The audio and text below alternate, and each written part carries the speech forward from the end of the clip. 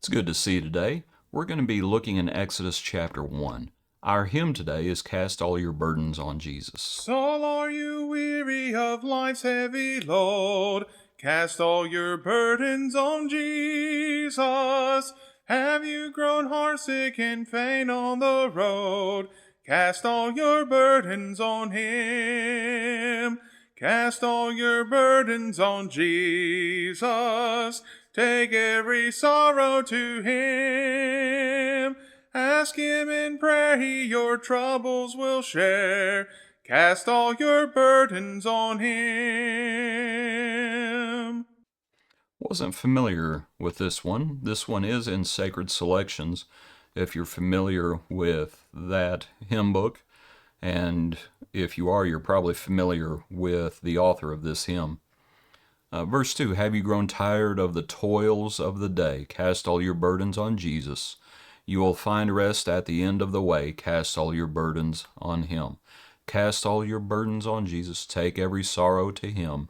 Ask Him in prayer. He your troubles will share. Cast all your burdens on Him. Oh, that your soul may not faint in despair. Cast all your burdens on Jesus. Think of the rest that awaits you up there. Cast all your burdens on Him. Casting all our cares upon Him, for He cares for us. Let's look in Exodus chapter 1 now. It begins with the names of the children of Israel. And these are the actual names of the children, of course. These are the patriarchs. And so as it goes through and it talks about them, you might, let's see, Reuben, Simeon, Levi, Judah, Issachar, Zebulun, Benjamin, Dan, Naphtali, Gad, and Asher. You might notice Joseph isn't mentioned other than down further. Joseph died, all his brothers, and all that generation. But the children of Israel were fruitful and increased abundantly, and multiplied, and grew exceedingly mighty, and the land was filled with them.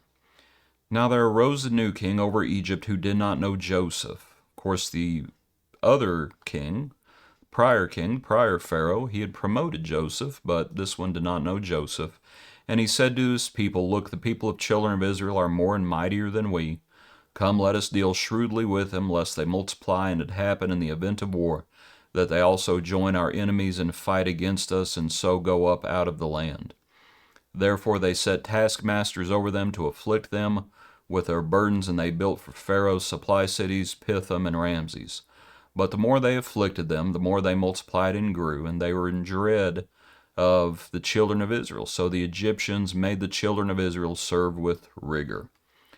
They made their lives bitter with hard bondage, and mortar and brick, and in all manner of service in the field. All their service which they made them serve was with rigor. And then verse 15, it starts escalating, and they start trying to kill children, is what ends up happening. What points might we make today? Well, one pertains to verse 8. There arose a new king who did not know Joseph. Man's memory is not good, and that's just how it is. Perhaps that's a good thing. I don't know. Not saying it's a good thing that the Pharaoh did not know Joseph, and what it's speaking to is just a different relationship. I would think surely he had heard of Joseph. I'm not sure that's what it's talking about, that it's a different kind of relationship.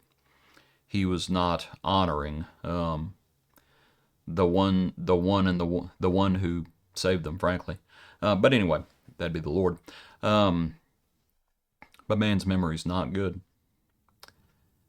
And people always try to make a name for themselves. And people do everything they can to make a name for themselves. And you know what? When we're dead, we're usually forgotten.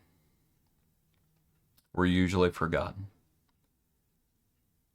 People try to keep that from happening. Maybe they have some measure of success, but no. And perhaps that's, in a sense, perhaps that's how it should be. That each generation has to make their own choices. And as much as you stand on the shoulders of those who came before you, at some point it's your own choices. And man's memory is just not that good. That, I guess I'll just say, that's the reality. That's the reality. And that even good people, there are proverbs pertaining to this, even good people are forgotten. Even righteous people are forgotten. And that's just how it is. Joseph was forgotten.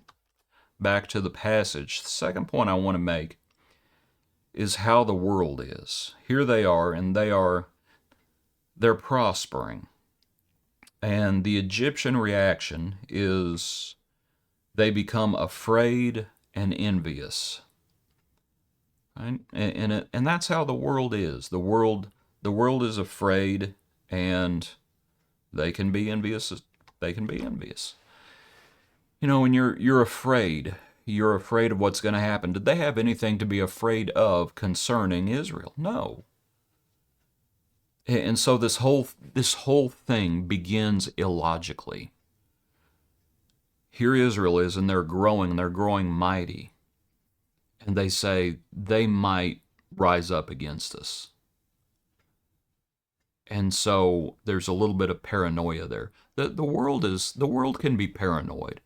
The world can always be looking around the corner, afraid of its shadow, and just the world, in a sense, the world is fearful of missing out on the next new thing, fearful of what other people might do, individuals, political parties, countries, and a lot of people just operate from a basis of fear and also envy. And there's a little bit of envy here as well. Back to the account, as they set taskmasters over them and all this business, and they're more and mightier than we, and so they're gonna enslave them. They want to be more and mighty, and the world is envious as well. In the midst of all this, though, God still blesses Israel. In the midst of all these trials, God still blesses them, and that's what God can do. In the midst of our trials and tribulations, God still blesses us. God can still make us prosper. And I don't mean financially. I just mean God can take care of us. So, and we have to learn like Paul. I have learned how to be abased, and I have learned how to abound. If we prosper in the midst of trial, we give God the glory. If we lose everything, like Job, we'll accept it, and we'll give God the glory.